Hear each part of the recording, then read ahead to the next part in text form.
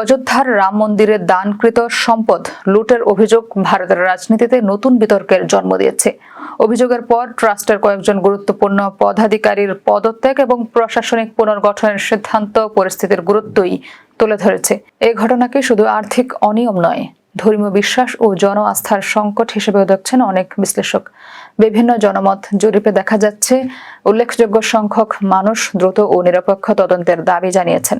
একই সঙ্গে প্রধানমন্ত্রী নরেন্দ্র মোদীর দীর্ঘ নিরাপত্তা নিয়েও প্রশ্ন উঠছে। বিরোধীরা বলছে, রাম মন্দির নির্মাণের রাজনৈতিক কৃতিত্ব দাবি করা হলে এর ব্যবস্থাপনাগত ব্যর্থতার দায়ও এড়ানো যায় না।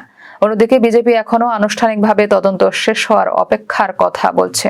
বিশেষ তদন্ত দলের প্রতিবেদন প্রকাশের পর ঘটনাটির প্রকৃত চিত্র আরও স্পষ্ট হবে। তবে এই বিতর্ক আগামী নির্বাচনের আগে ভারতের রাজনৈতিক সমীকরণে গুরুত্বপূর্ণ প্রভাব ফেলতে পারে বলেই মনে করছেন পর্যবেক্ষকেরা।